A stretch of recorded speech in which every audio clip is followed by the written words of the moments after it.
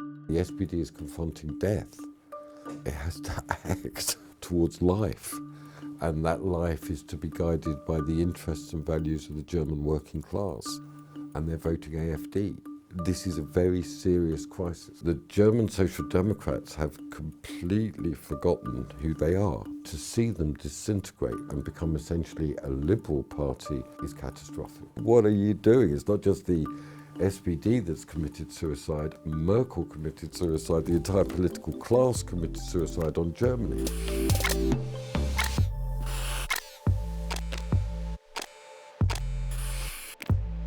Hello and welcome to Tell Me More, the English talk of Germany's ZEIT. And today we are in the House of Lords with Lord Glasman. Maurice Glasman, thanks very much for inviting us to this pleasure. August institution. Quite impressive. I didn't build it myself. You built another thing. You built the Blue Labour Movement. Mm-hmm. That's what we'd like to talk about with Great. you. So can you try and tell us what Blue Labour is and a bit about your background as well? Yeah, so I think the first important thing to say, I'm from a Jewish family. The Jewish community in England, enormous gratitude to this country. I had a beautiful childhood, free, could go to synagogue, to do these things without any persecution. Origins of the family also lie in Frankfurt and also Vienna. My father was a German speaker, and so I was always brought up with German language and German culture. We were a Labour family.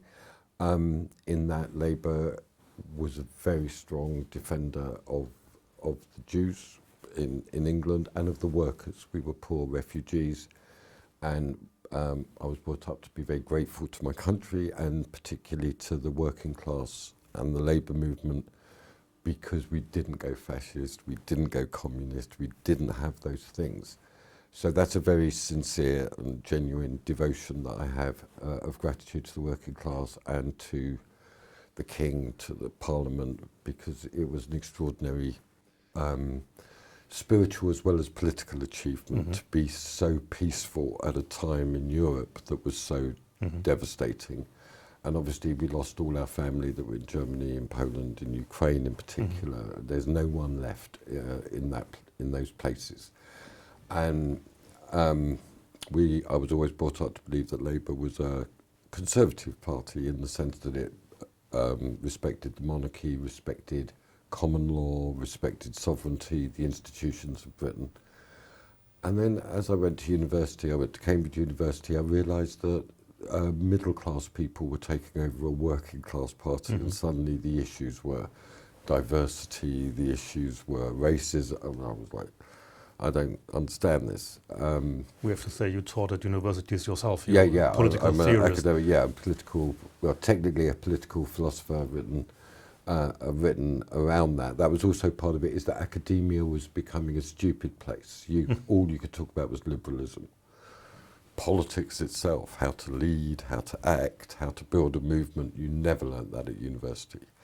And then we had New Labour. And New Labour I was entirely opposed to in all its forms. Tony Blair, Gordon Brown as well, those two. Schroeder in Germany was the manifestation of that, which was completely committed to globalization, which to me was an erosion of sovereignty. Immigration itself became a good, diversity became a good, multicultural. What about solidarity? I'm into building relations between communities, particularly led by the work. So then New Labour was like a catastrophe at every level. So blue in England is the colour of conservatism, and it's also the colour of sadness. So it was also a tragic movement, that we have to deal with reality, and reality is a tragic thing. So what you're saying is that, already in 1997, Labour lost its way? Yeah. And where are we today, according to your judgment? This has been a terrible 3 decades. I think it's been a terrible 5 decades, because so what happened with the election of Margaret Thatcher, with Ronald Reagan, is what I call the era of progressive globalization. that the nation state was finished, that technology recognized no borders, that democracy had to work within a legal framework, a multilateral. The EU is a multilateral legal framework that constrains democratic sovereignty. That's its meaning. And this meant you couldn't have industrial strategy. This meant you couldn't have a specific series of institutions that were necessary in order to protect working class communities. So our working class communities were absolutely abandoned by Thatcher, I mean left to rot. The meaning of it all is that all our capital and all our inheritance was transferred to the Chinese Communist Party. It all went to China. When you say, well, the Chinese have eaten up our industrial sector, we need to strengthen the national state again. The EU prevents us from forming our own policy for the working class. That's pretty much the idea that Trump used to convince the working class. Yeah, well, this is very, this is a very, so that you know and that your view, I was the only Labour politician invited to the Trump inauguration. I was invited by J.D. Vance. And obviously I'm the opponent of Trump because he's basically a capitalist Stalinist. He wants capitalism in one country. That's the United States. And I don't see that he is, in fact, pursuing a pro-worker industrial strategy. But in terms of his political position, which is that we have been ruled badly by a progressive ruling class for 30 years who are hostile to the national interest, that's the position. So is that what connects you with J.D. Vance? I mean, that's pretty much what he said in Hillbilly Elegy. Yeah, Hillbilly Elegy was the book that he sent me. I didn't know who he was. I mean, just for the interest of your viewers, he sent me Hillbilly Elegy. And he asked me if it was possible to rebuild the New Deal coalition in the Democrats. At that time, he was looking at the Democrats. Yeah. He was with the Democrats. And I had no idea who he was, so forgive me for my superficial. It was just another email that and a book, and so he sent a note. I sent a thank you note, and then he asked me, "What do I think of the chances of a New Deal coalition of Democrats?" And I think I answered that the progressive virus had gone so deep in the Democrats that they couldn't conceivably do it. So yeah, I did notice that he then went to the Republicans, and I couldn't help but notice that he'd become Vice President of the United States. Right. That's a journey that I had no idea was going to happen. But that is the new era. The old era was globalization, transferable skills, free movement of goods, services, people, capital, no state direction for protecting sovereignty, for protecting, obviously in my country, we've got a very, very holy inheritance of liberty and democracy that is tied to sovereignty and the common law. I could see all of these things just being taken out. So Blue Labour is a very pro-worker, very pro-sovereignty, defence of democracy and liberty as the fundamental principles of self-government. Right.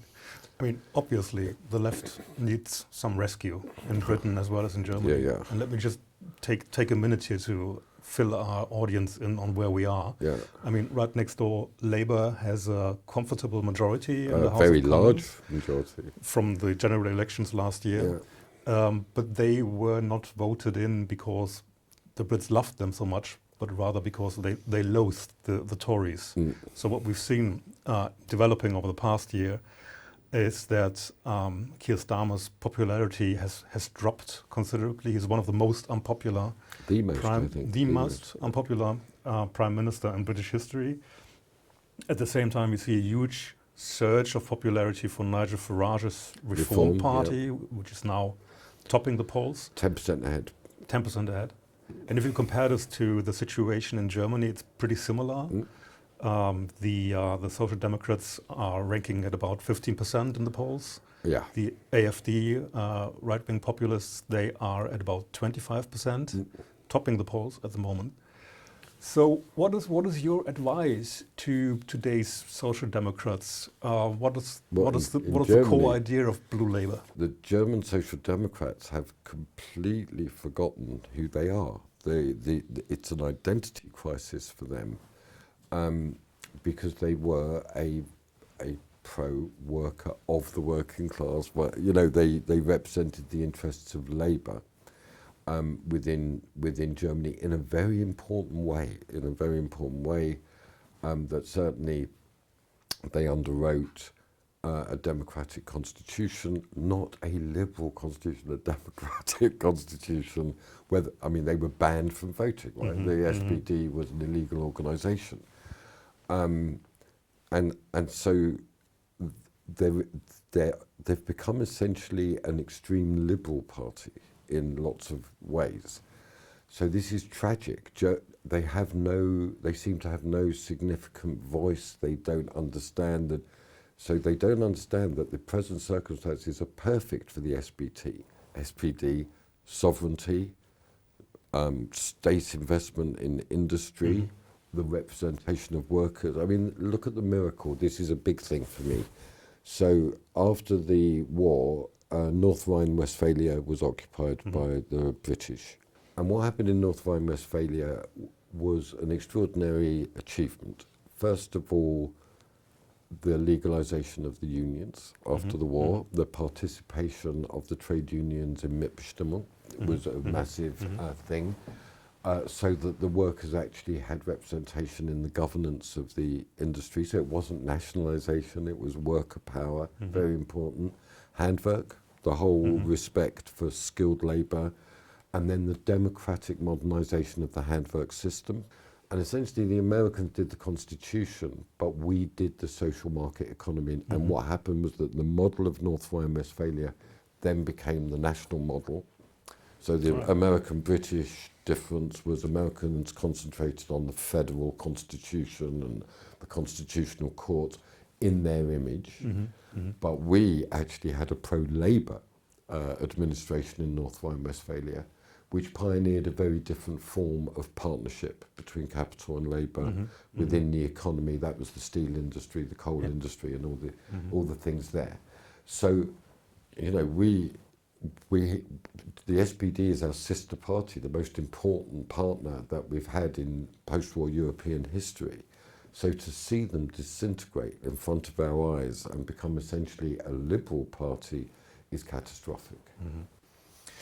So your advice would be, to put it blunt, that the SPD should become more socially conservative, and at the same time more socialist. Is that right? That's correct. Exactly correct. And it has to begin questioning the assumptions of what the EU has become. So when the EU began in the Steel and Coal Treaty, we thought it was marvellous. You know, worker representation of 50% in coal and steel, partnership with France, beautiful thing. And then increasingly, it's become a legal system that makes socialism illegal. You can't nationalise, you have to have, particularly Lisbon, but Maastricht was like this as well. You couldn't have a national industrial strategy because that violated fair competition and all of these things. So I don't think the SPD has understood. It doesn't make a distinction between globalization and internationalism. It seems to have absolutely lost that capacity. Where is the difference? So the difference between internationalism and globalization is the most profound distinction in the socialist head. Internationalism is solidarity with workers, with free and democratic trade unions all over the world. That capitalism functions in a way to commodify labour, and we believe in the dignity of labour. So that's our first principle. Globalization is the sovereignty of capital. It's the way that the free movement of people, goods, services, and money have to be enshrined, and so that therefore any resistance to that, of course, populism is the word. Any resistance to capitalism is stigmatized as populism. So the SPD have got themselves into a completely anti-socialist position by defending capital. They are the ultimate protectors of capital. Yeah, but I mean, the big hope, of course, was from the Tony Blair era onwards. Or in Germany, it was called the Third Way, Oh, yes. as Gerhard Schröder called it. The hope was that globalization would be a tide that lifts all boats, so everybody would profit. This is just a delusion beyond. This is not the way it's worked out, everybody. This was but what they thought, this could be done by law. This could be done through a legal order. But how can you be so sure? I mean, well, it's of course fair to say that, of course, China took away a lot of Europe's industrial capacities. But on the other hand, you could also ask, where would we be without globalization economically today? Where would we be without globalization? Oh, this is the Do we misunderstanding. really know that? Is that globalization is one form of a system. There are other forms of international cooperation, international solidarity, but we believe that ultimately that the state is a very, very, very central institution in exerting its sovereignty in order to pursue interest. Now, what happened under globalization everywhere was the abandonment of working class and industrial bases, of trade unions, in order to create competition and the transfer of wealth to cheaper areas. And what you're seeing in Germany now is this flowing through mass migration, deindustrialization, disintegration of solidarity. It's happening in front of your eyes, and this is the root cause of this, is the weakness of the German state to defend its industry and working class. So you would like to take back the Social Democrats, Germany, socialists over here, to a form of social democracy as it used to be 50 years ago? Or what's your idea of restoration? The reality is, look, is that the Weimar period was a very, very difficult period. I mean, in terms of that didn't. So, but let's just look at the post-war settlement. A very strong union between the church and labour. I mean, the Catholic Church in particular played a really important role in the development of handwork, solidarity, preserving things that are sacred from the market, but not through state direction. So there was an extraordinary thing in Germany that really worked in terms of solidarity, interest representation, and institutional forms. Over the last 40 years, those things have been quietly eroded.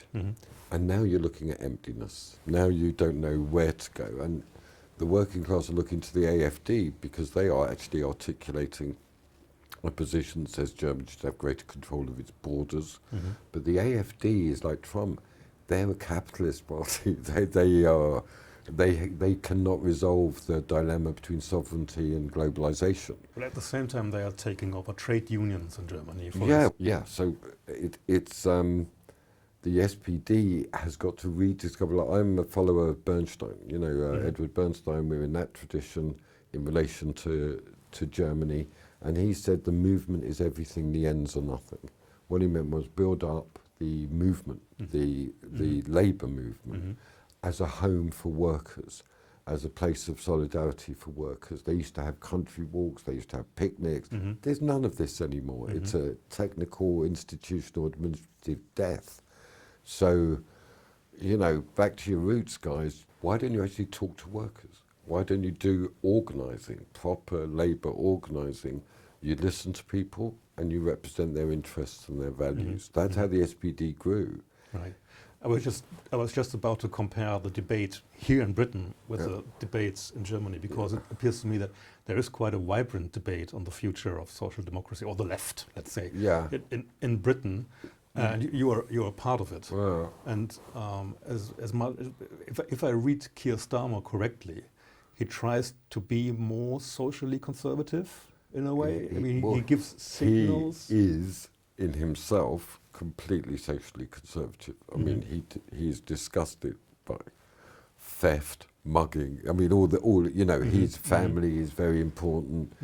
But politically, theoretically, he's been colonised by the progressives. You know, I always say, it's the last thing you want to hear when you go to the doctor. It's progressive. I mean, this thing kills you. It saps your mind. Everything is upside down. So we're in a very big conversation, and it's up for grabs. I mean, the progressives are very strong in certain areas, certainly in the legal system. So there's a huge argument here about leaving the European Court of Human Rights, scrapping the Human Rights Act. It's a real battle. What do you say, what's your influence on 10 Downing Street, the blue Labour movement's influence? Yeah, well, this is talked about a lot. I prefer to say, and I'm not being dishonest, that reality is just bearing down on number 10. And reality is reform at 10% ahead, no industrial growth, lack of control of the borders with the boats. This is reality.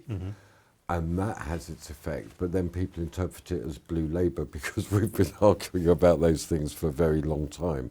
So I would say that it's certainly growing, not just inside number 10, but within the Labour Party itself. The working class have not entirely abandoned our party, and they are making their voices heard.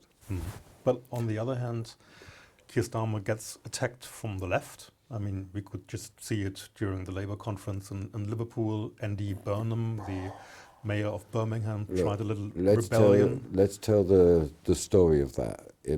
So Andy Burnham is a classic progressive politician. What we need to do is more welfare, essentially, and less aggressive attitude to immigration. More state spending, basically. Yeah, more state spending, more immigration, more diversity. It was ridiculous. And he emerged at the Labour Party conference as the challenger. But who walked out of Labour Party conference as the victor was Shabana Mahmood, the Home Secretary. She's a member of the blue Labour she's really our leader. I mean,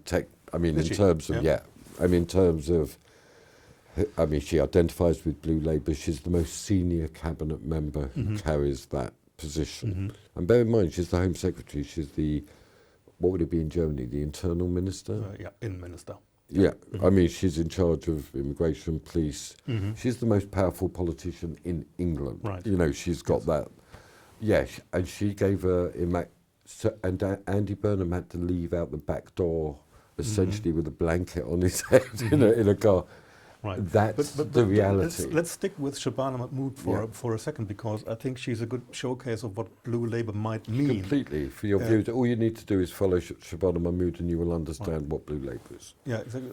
Take, for instance, the way she talks about immigration. I mean, a German social democrat would never dare to speak in that way. Like, you have to learn English if you want to be part of this society. We have to lower immigration significantly. Significantly. Her point is... and the state needs to control or get back control of the border, and she admitted that the state had lost it. Yeah, she's telling the truth. I mean, she's just saying, as it stands, our state capacity is incapable of controlling our border. This is terrible. You know, she says this is eroding trust in government. The great thing about her, she doesn't talk about Labour. She said this is eroding trust in the very institutions of government, and we have to act. It's just worth reminding your listeners or your viewers that she is the Home Secretary. She's not a marginal figure in this game. So if you ask about where we are alive in the battle. And we completely support what Shabana Mahmood is doing. Right. I mean, you're competing against reform. Yeah. Who very much have the zeitgeist momentum on their side at the moment, because Definitely. they were pushing ahead with all of that. They were highlighting the crisis in the Channel, the small boat crisis. So do you think that Labour can actually catch up with this, wipe shift that we are seeing throughout the West? Okay, so just to say what our strategic position is in relation to reform, I think that's the best way of explaining.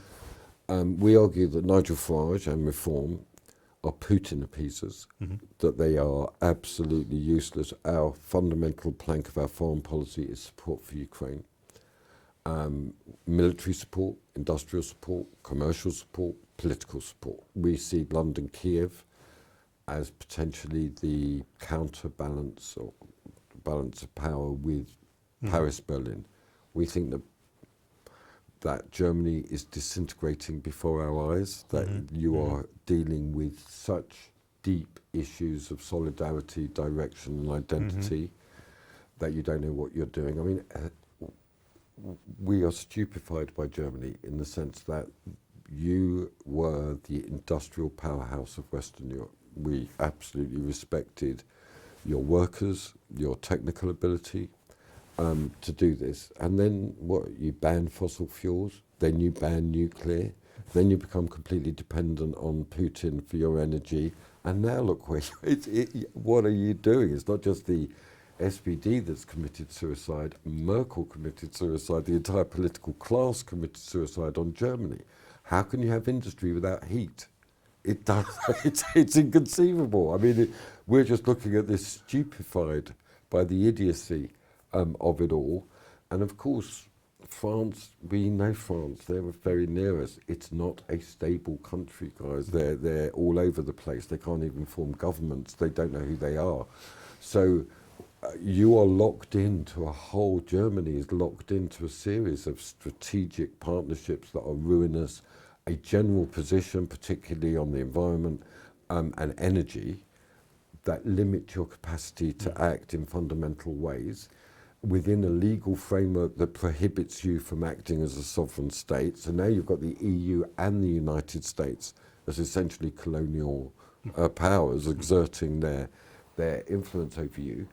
Yeah, so we see Kiev, London as a counterbalanced invasion. Right. And Nigel Farage is, for reasons that we will discover, is in the pocket of Putin. Right. And that's one side. But the other thing is Nigel Farage, like the AfD, I don't know if you translate it, he's a saloon bar Thatcherite. He's someone who sits in the pub going, the union's got too much power, we need to deregulate. So he's got no economic agenda either. But on the boats, on the sovereignty, we are completely as one.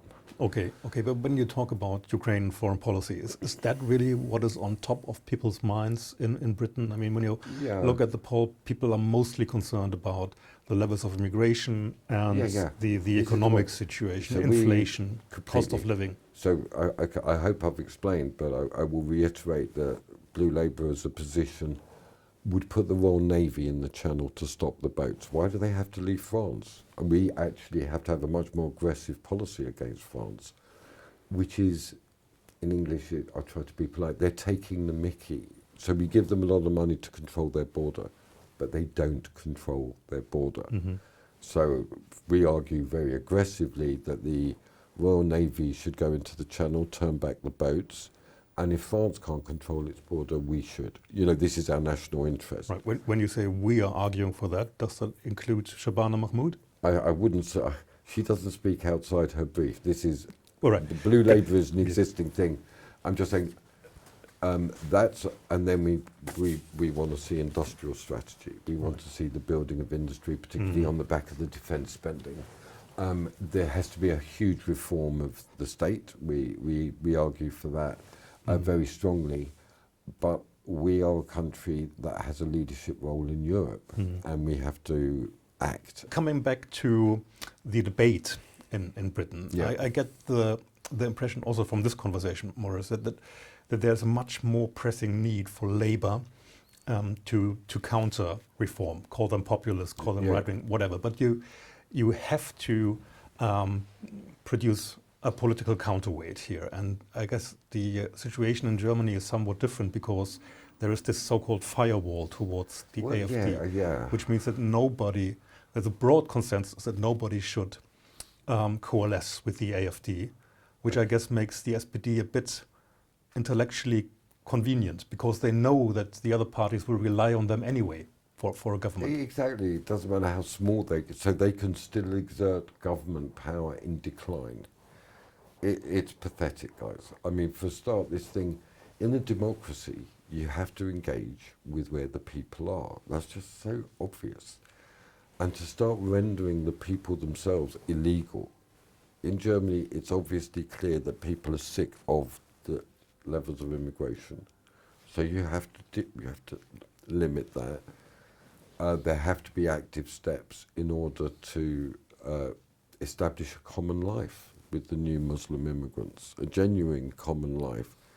And and not say, oh, they're all really great, and anybody who criticises, the countries where they're from in Germany, Afghanistan, Iraq, those Syria, those countries, their attitude to women is simply disgusting, and that has to be challenged. You can't, sure. But in all fairness to the Social Democrats, they have conceded on some changes to the immigration policy, the so-called immigration U-turn, Migrationswende. Yeah. So they are supporting a tougher stance there. But maybe the problem runs even deeper. It does. In that many Germans just don't trust this class of politicians any longer. Well, that's the issue. So a whole new generation of working class leaders needs to be developed. I mean, this is classic socialist organising, labour movement organising. Labour movement organising really is about the development of working class leaders into the political world. That you develop those leaders and you push them. But if you look at the younger people these days, the ones who come out of university, I don't know if they would identify themselves as working class. They don't. No, and we don't want them. This is the point. But where is the working class then? The German class in Germany are still working in factories. They're still working in the services. On the whole, they're less and less liable to be part of a union. And on the whole, they're very tempted to vote AFD. Right? Yeah, that's the point. So don't look, this is very blue Labour stuff. We don't work essentially with anybody who's been to university. We work. You don't work with anybody? I mean, in terms of our organising, really? We work in small towns, and we try to develop leaders from the places that they're from who can speak freely. The point is, you go to university and they stop you speaking, they stop you thinking. In order to conform and get on, you've got to become a progressive idiot. We've really seen this. As a university professor. Yeah, well, I got out of it, thank God. I got into the House of Lords, but I speak about this. I can tell you so many stories of when I was disciplined at university for saying things, for questioning diversity, all of these things. Universities have become a manufacturing of a certain progressive mind. And the situation in Germany is twice as bad. I mean, we look to Germany historically for intellectual nothing. I mean, it's like a silence that we feel. We've talked about immigration. Let's talk about the economy for a second. You also already mentioned Germany's energy policy. I mean, I sense a different debate here, even within Labour, when it comes to CO2 neutrality goals. I mean, you hear Labour politicians in Downing Street saying that there's a conflict between industrial growth and keeping in line with your CO2 emission targets. If you look at the Sun today, which is the largest popular newspaper in Britain, one of our MPs, Stephen Yem, has come out very strongly against carbon neutral by 2030, and that we've got to go nuclear, we've got to have a balance with fossil fuels as well as renewables. Our goal is to halve the energy prices, otherwise we won't be able to have the industrial strategy. Well, we need a lot of power for the AI revolution. We need a lot of power. And that's completely undisputed within Labour, I sense, here in Britain, that we need, more nuclear, not less. Much more. And I don't see a debate like this in Germany at all. Okay, guys, wake up. I mean, what I'm saying is you're sleepwalking into a real oblivion. I mean, I can't... So, as I say, I've got a huge love of Germany for various reasons. Family, intellectual, the whole basis of Catholic social thought was Archbishop von Kettler. And then I see the AfD the Catholic Church excommunicated the AfD. The Catholic Church in Germany used to be a repository of the working class. Now it's anti-working class. The whole thing's become progressive middle class. That's not reality. Right, but we should say, though, I mean, there is a difference between the AfD in Germany and Reform in the UK. I mean, you have some real extremists in the AfD. Yeah, well, that's where the AfD got to that. Actually, I give Nigel Farage huge credit for expelling racists from... So, yeah, Reform is not like the AfD. But the existential political issue is that the AfD is getting support from German people. And you've got to get into the square and you've got to contest that and not make them illegal. This is a failed strategy. Right. But what you are demanding, actually, is that an entire generation of lefties does away with their identity. An identity that was formed by the idea that, you know, unless imagine there is it's John Lennon, isn't it? It's imagine there's no heaven, no everybody. Yeah, you can put it this way, or you could say the idea was that unless there is progress, we will fall back into racism, misogyny, the dark ages. Yeah, well, first of all, don't forget that's who you are and where you're from, that's a reality. And therefore, you've got to have a very sober, realistic politics, not a fantastical idea of the union of the world for human rights. But when you talk to German social democrats, you know, they will tell you that what is very deep in their DNA is, of course, the resistance against fascism in the 30s. So yeah, okay, they will tell you that this is the legacy that they have to maintain. Well, of course, we're the same, the anti-fascist legacy, but this is what we say to the German social democrats: you lost. You didn't succeed in resisting Hitler. You were destroyed by that. Tragically. Tragically, yeah, and you've got to learn from that. And they did learn from that, and they learned from that by building a genuine base in the working class after the war. That was extraordinary achievement. Yeah, and so the way to defeat fascism is not to polarize against the working class, but to build a working class broad-based organization. And this hostility to conservative thought, you know, family, order, decency, that's straightforward social democrat business, but the social democrats are signed up entirely to a human weird agenda. That means that even saying those things means that you might lose your job. Right, but you say you have to acknowledge reality, right? But the reality is that there are many progressives these days who actually want this kind of progressiveness that the SPD offers. And well, they would say that they would say that the working class that you're talking about, that's maybe 10% of the population. Is that really something that we can build a party on? It's just not true. This is an aspect of the new era. This is what New Labour said. The big change in our country in realising that was the Brexit vote. It was a big vote, and it was very high turnout. I think it was over 80% turnout. And working class people turned out, and it was a lot more than 10%. It was decisive, and right through the country. But that was very much a vote also against the entire political establishment. But then what we had, people forget, don't be historical amnesia.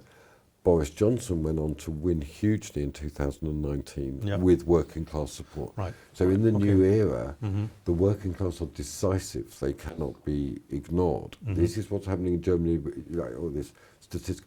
You can take away their industry, but it doesn't change people's attitude to who they are and what they believe.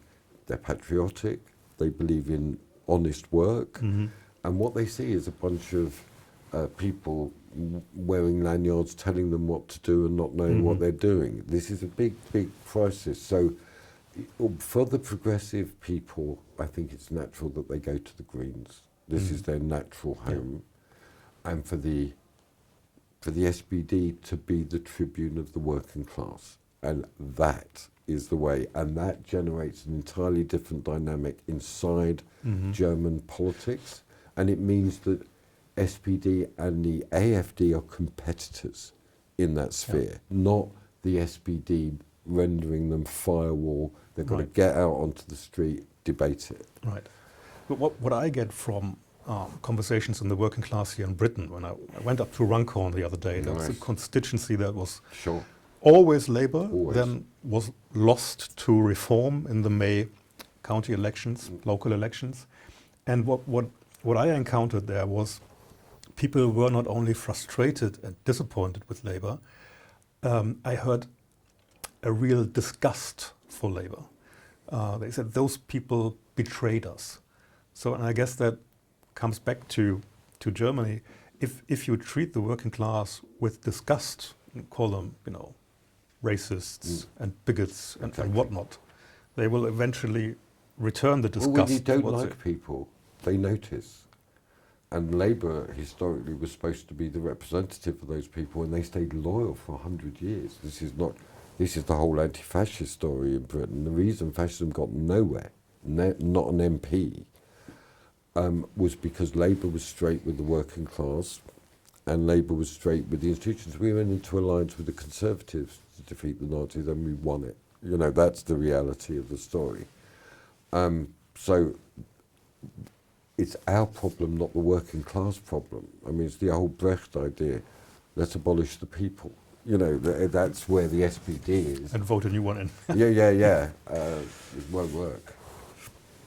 Right, but coming back to where we are today, or maybe that it can be the case that the entire party political pattern of the 20th century just doesn't fit with the new political tribes of the 21st century. So maybe are we seeing a broader realignment here? Yeah. And that, there are, let's call them restorative lefties like yourself, who want their socialism back. In Germany, you could say there are social democrats who want their Helmut Schmidt back. Yeah. Then you have restorative conservatives who want, in Germany, maybe they want their Helmut Kohl back. In Britain, they want their Margaret Thatcher back. That's very much what Reform wants. And then, I mean, these are two tribes of the current political reality. And then you have, progressive lefties who want to keep on fighting their social justice battles. Yeah. But you also have... They want Schroeder back. Yeah. You also have, I guess, progressive conservatives like the Merkel camp in Germany. Yeah, and Cameron. Cameron, who want the conservative to shift more to the left, basically. So this is a party or a landscape of political interest that just doesn't match the party political office anymore. I understand what you're saying. So first of all, I don't understand the world that way. So I'll explain. I don't think anything good came from the French Revolution. I think it was a disaster for France and been a disaster for Europe. Very weird event. Now you're going way back. I don't go so little back. I go way back. And very big fan of Edmund Burke and that whole thing. Anti-revolutionist, reform. Yeah, well, counter-revolution. Yeah. I mean, so the English nation are the geniuses of counter-revolution. We stabilise, we keep continuity. Right, improve it's a great incrementally. blessing to our country. Well, we just adjust to reality. So I don't view, one of the things that came out of the French Revolution is left and right. So Labour does not accept the left-right distinction. We think it obscures understanding. We think the present landscape is between sovereigntists and globalists. Those who want to see state power. So obviously Blue Labour is aligned with Reform on wishing to restore borders, sovereignty. And then within that, then you have debates between capitalists and socialists, who interests, who is going to benefit from the arrangement. The problem for Germany is that they can't articulate sovereigntism because it's so embedded in the EU. So the key for the SPD is to leave the EU, is to be the party that says we wish to restore German sovereignty, industrial capacity. That's the reality confronting the SPD. And that will never happen, as you know. Well, then it's suicide. This is the dilemma. This world is not waiting for. But you can't be serious in saying that there's only one way for the SPD to survive, and that is to get rid of the European Union. That's how serious the existential. Look at how the SPD is going down and down and down because it cannot articulate working class interests within the EU framework. So it's true that the Sarah Wagenknecht, that's what I was talking to them about, and they didn't have the courage to reform. You try and reform the European Union and you will condemn your life to hell.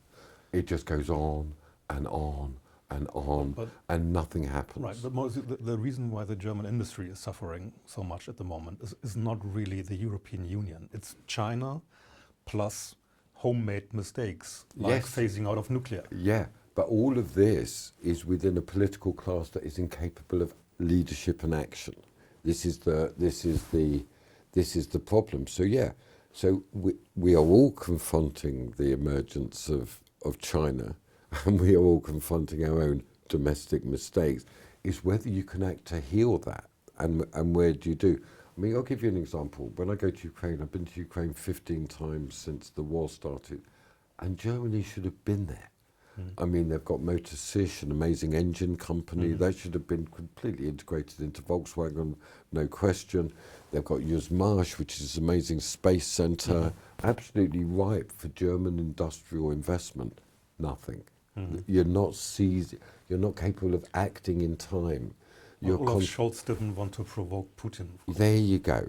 There you go. That's, I mean, Olaf Scholz in many ways is the absolute personification of the progressive virus of the SPD. Or the lack of decision making? That's what I mean. So when you're so progressive, when in England it's like an illness, the last thing you want to hear when you go to the doctor, it's progressive, you know, it kills you. And that's what I'm saying, the SPD is confronting death. It has to act towards life. And that life is to be guided by the interests and values of the German working class. And they're voting AfD. This is a very serious crisis. Maurice, I feel this isn't really the end of the conversation, but Can't rather be. I do the want to start say of it. to But ZEIT, thank you to very German, much. that we, Blue Labour, really admire, have historically admired Germany. We want close relations. We want a conversation. We're internationalists, and we are with you completely. It's just the scale of your crisis is now reaching a very existential point. Thank you so much. My pleasure. Pleasure. Great to Thank meet you.